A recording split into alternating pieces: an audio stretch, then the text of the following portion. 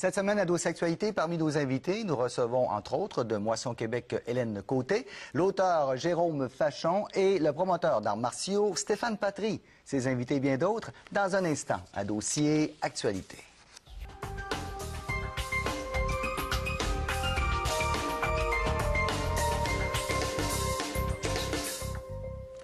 Nous sommes de retour à Dossier Actualité. Chaque individu tout au long de sa vie, a à faire, évidemment, des choix en prenant constamment des décisions. Mais dans ce processus un peu aléatoire, peu de personnes savent réellement comment le faire. Certaines ressources sont par contre disponibles et à la portée de main, dont le petit guide de ma renaissance, un livre qui est bien au-delà d'un simple petit livre. Sarah Charbonneau rencontre justement pour comprendre ce petit livre l'auteur Jérôme Fachon. Monsieur Fachon, bienvenue à l'émission. Merci. Alors aujourd'hui, vous êtes ici pour nous présenter le petit guide de ma renaissance. D'abord, je veux savoir qu'est-ce qui vous a amené à écrire ce livre-là?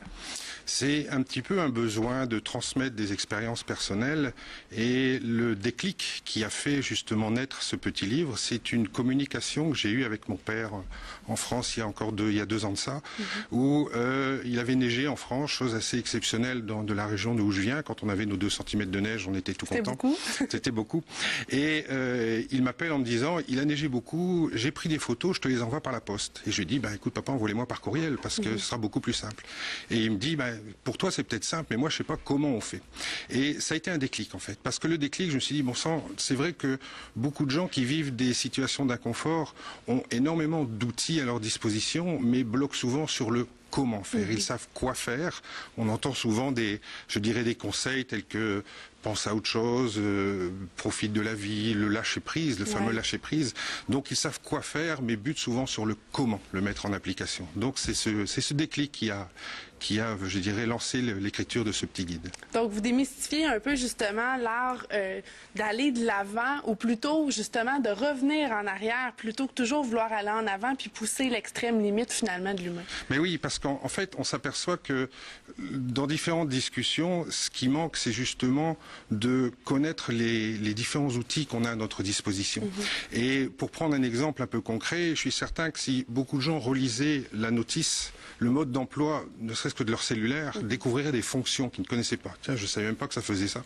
Et en fait, c'est ce que propose ce petit guide, c'est-à-dire de retourner à l'origine des choses, relire le mode d'emploi des choses, casser les habitudes dans lesquelles on s'est laissé un petit peu engluer, pour redécouvrir justement toutes ces options à notre disposition et pouvoir rechoisir des routes qui vont nous mener à des situations plus confortables. Parce que justement, souvent, ce qui est dit dans le livre, entre autres, c'est qu'il n'y a pas une seule solution qui est une solution miracle, qu'il y a beaucoup de chemins, mais aussi qu'il ne faut pas avoir peur finalement de la facilité, parce que des fois, justement, quand ça semble trop facile, oh non, justement, c'est pas assez compliqué, donc on ne prendra pas ce chemin-là. Effectivement, c'est-à-dire que une solution, plus elle a été difficile à trouver, plus elle semble adaptée, elle semble vraie. Et il n'y a pas à partir du moment où une solution résout un problème, c'est une solution. Moi, dans les petits exemples que je donne dans la conférence qui accompagne ce livre, parfois quand les gens veulent proposer quelque chose, ils disent je proposerais bien quelque chose, mais non, ce serait trop simple.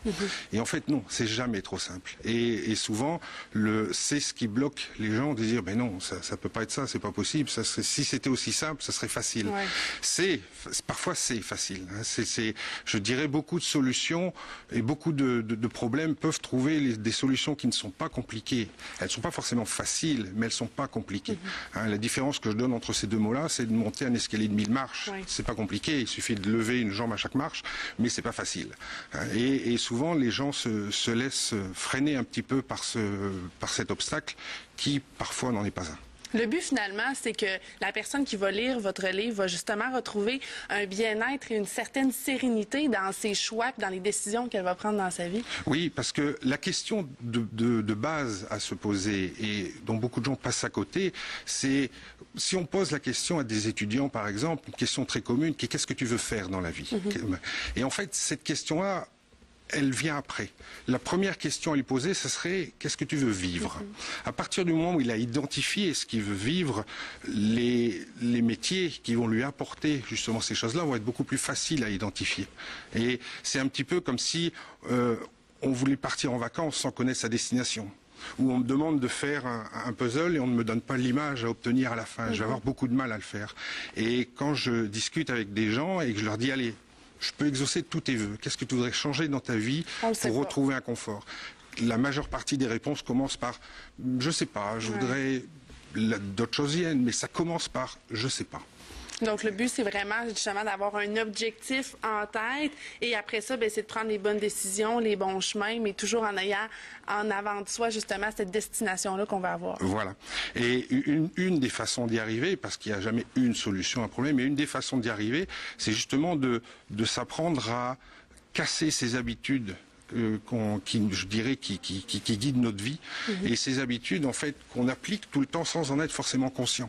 Et ces habitudes nous bloquent des chemins parce qu'en fait, on s'engage dans une façon de faire et la solution ne se trouve pas là-dedans. Parce que souvent, quand on ne trouve pas la solution, c'est pas qu'elle est difficile à trouver ou qu'elle est compliquée, c'est simplement qu'on ne regarde pas dans la bonne direction. Comme un peu l'exemple que vous me parliez tout à l'heure du labyrinthe, que souvent on arrive au bout, qu'on veut continuer jusqu'à temps qu'on va détruire le mur, mais la solution, c'est pas ça, c'est qu'il faut revenir en arrière puis essayer tout simplement de trouver un autre chemin pour arriver à la sortie. Il faut accepter effectivement de faire marche arrière, qui n'est pas en fait de reculer ou de perdre du temps. On continue la progression, mais juste dans une direction différente. Faut prendre pas ça, autrement dit, faut pas prendre ça comme une défaite. Absolument pas, au contraire, il faut prendre ça comme le fait on agit pour justement régler les situations. Une possibilité de faire ça, c'est de dire oui. De dire oui. Beaucoup de gens, je dirais, jugent des situations a priori, sur des hypothèses. Et quand on propose quelque chose, on propose des solutions, systématiquement, les gens ont tendance à dire « non, ça ne marchera pas, non, tu ne peux pas comprendre » ou « non, ça ne va pas marcher ». C'est-à-dire que la vie offre des cadeaux et les gens ne les ouvrent pas. J'ai du mal à imaginer quelqu'un qui recevrait un cadeau à Noël et qui dirait « non, j'ai pas envie de l'ouvrir, je sens que ça va pas me plaire. » Je sens que ça sera pas un beau cadeau. On l'ouvre, par principe. Donc, la vie offre des cadeaux. Les gens qu'on croise dans la vie nous offrent des cadeaux, nous offrent des possibilités. Donc, faut dire oui. Faut dire oui et puis vivre ces choses. Si on s'aperçoit qu'effectivement ça n'aboutit pas, prendre d'autres routes, mais au moins les vivre. Et en général, quand on applique cette chose-là, on s'aperçoit qu'on a énormément de ressources à notre disposition. Et une chose que j'adore de votre livre, c'est justement que les thèmes qui sont abordés sont des thèmes qui sont simples, concrets, bien imagés. Et là, comme vous l'avez dit, c'est un retour à la base. On parle entre autres des choix, de ce qu'est la patience, comment économiser son énergie, comment savoir écouter l'autre. Puis des fois, c'est des notions de base, justement, que l'humain, à force que la technologie, la société, tout avance très vite, on a tendance à oublier les bases, justement, de nos habiletés sociales puis de ce qui fait en sorte qu'on est une personne et qu'on a une personnalité, finalement. Ben, c'est ça, en fait. C'est vrai que vous abordez la société de nos jours. La coutume veut qu'on aille toujours de plus en plus vite, qu'on aille toujours que ce soit de plus en plus rapide, et puis on ne prend plus le temps. On ne prend plus le temps, et c'est vrai que si on prend l'exemple d'un bateau, par exemple, qui a besoin à la fois d'un gouvernail et de vent pour avancer, on suppose sur un bateau à voile, on va considérer le temps comme le vent, c'est-à-dire qu'on va lui laisser la charge de faire avancer les choses. Et on va pouvoir se concentrer entièrement sur la direction à suivre. C'est-à-dire que, en se concentrant entièrement sur la direction à suivre, si un événement dans la vie nous fait dévier de la route, comme une déviation peut nous faire dévier de la route de nos vacances, si on reste concentré sur l'objectif, on arrivera à retrouver la route. Et non pas se perdre, justement, parce qu'un obstacle est vu se mettre devant nous. Et là, justement, dans le livre, vous donnez beaucoup d'exemples concrets. Moi, ce que j'ai remarqué, c'est qu'il n'y a pas nécessairement de termes psychologiques, pas de théorie scientifique. On a l'impression que c'est du vécu qui est transmis dans ces pages-là. Est-ce que je me trompe? Non, il y a beaucoup de vécu, effectivement. Et le but, justement, c'était de recoller au quotidien des gens. C'est vrai que j'emploie beaucoup d'exemples du quotidien, des exemples que j'ai vécus ou que j'ai rencontrés.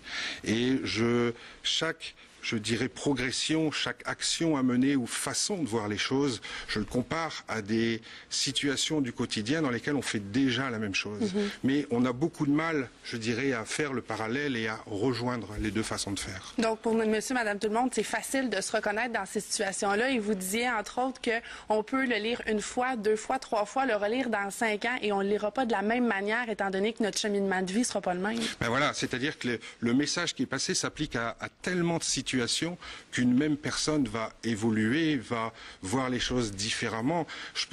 À partir du moment où on change notre regard sur les choses, on voit des choses complètement différentes. Si je prends l'exemple de la lettre Q, le signe de la lettre Q, la même forme, on peut voir un Q, on peut voir un B, un P et un D. C'est-à-dire uniquement en fonction de l'angle sous lequel on va le regarder, on va voir des choses complètement différentes. Dans la vie, c'est pareil. C'est-à-dire que ce livre-là aide justement à aborder les choses en fonction d'un certain point de vue, mais notre point de vue va changer en fonction de notre évolution. Donc effectivement, le message qui va en sortir va être différent. Et selon vous, la meilleure image qui décrirait ce que veut transmettre l'idée, autrement dit, ce que veut transmettre votre livre, le mot qu'on veut passer, ce serait quoi? Effectivement, il va aider à beaucoup de gens, je pense, à sortir de situations d'inconfort. Et c'est vrai que l'image serait une personne tombée au fond d'un puits. Si la personne au fond du puits dit qu'est-ce que je pourrais faire pour me sortir de cette situation d'inconfort, quelqu'un en dehors pourrait lui dire sors du puits. Et puis la personne dirait oui, mais ça m'aide pas beaucoup. Pourtant, je t'ai dit quoi faire. Et la personne au fond du puits pourrait dire à juste titre, j'aimerais mieux que tu me dises comment faire. Donc, c'est un très, très beau message que, justement, le petit guide de ma renaissance vous transmet. Moi, je pense que c'est le livre qui sort, justement, des balises du livre sur le développement de soi normal. On invite les gens à visiter votre page Facebook et simplement à taper le petit guide de ma renaissance. Ils vont avoir toutes les informations. Ils peuvent vous rejoindre aussi sur votre page personnelle. Oui. Monsieur Fachon, c'est un plaisir de vous recevoir. Merci à vous. Merci beaucoup.